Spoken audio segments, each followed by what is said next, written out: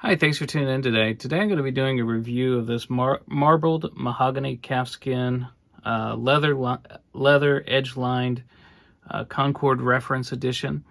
So you may have seen my unboxing of this. I wanted to give a little bit more of a thorough review of it. I'm really impressed by it, so stay with me and we'll get a good look at it.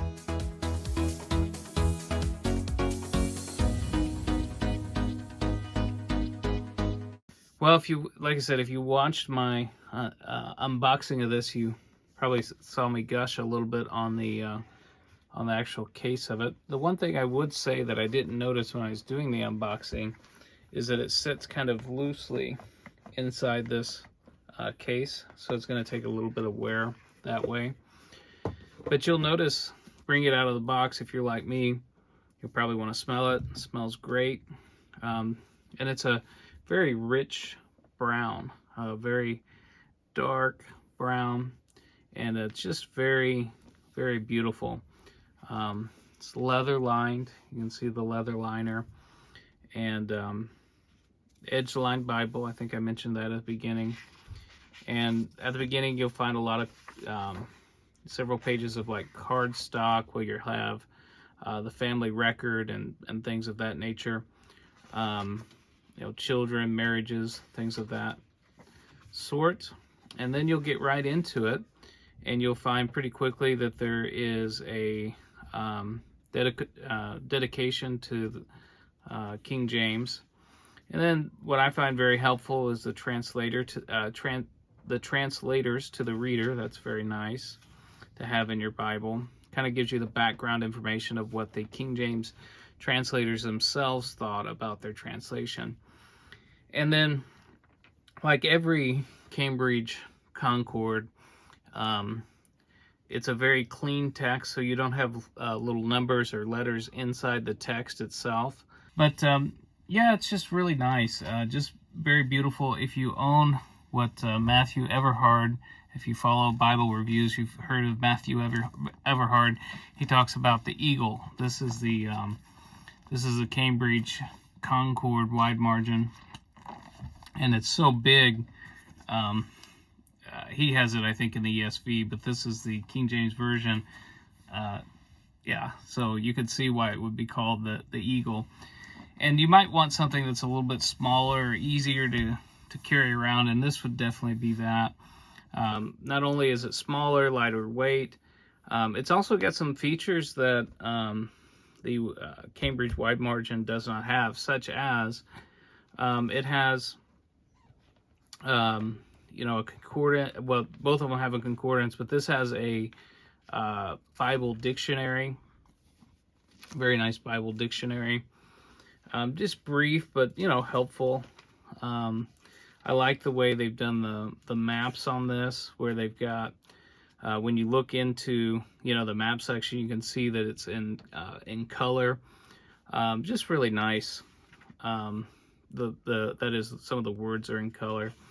And then instead of having what kind of feels like kind of the cheap glossy paper for maps, this is just kind of a nice, very thick but non-glossy paper. So that's really nice. The font size, I thought, just looking at this, it looks like this would be a bigger font size than what you'll get in the, let's just call it the Eagle, affectionately known as the Eagle. I thought this would have a bigger font, because just looking at it, it seemed like it was bigger, but you compare them side by side and they look about exactly the same. This has red letters, whereas I don't think you can get the wide margin one with the red letter. Some people like that, some people don't.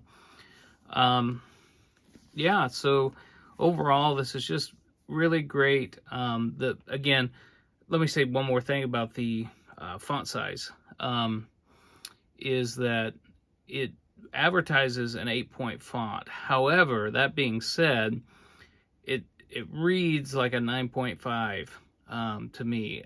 I don't know, they've got a particular kind of font there, makes it just very readable.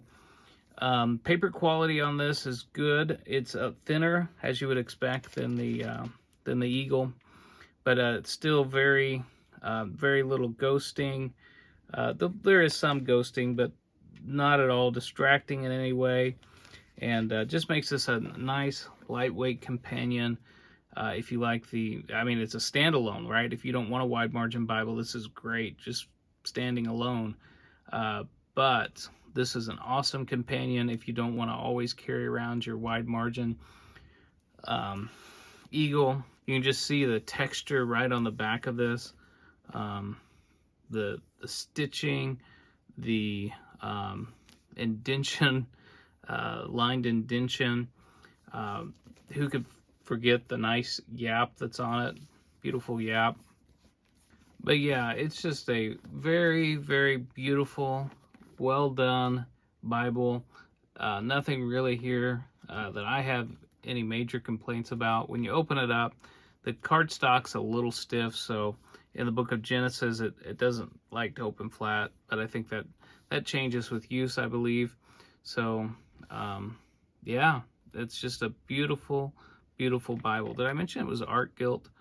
Yeah, there's just so many good things you could say about this. But yeah, if you're looking for a beautiful high-end Bible, you're not going to go wrong if you get this one.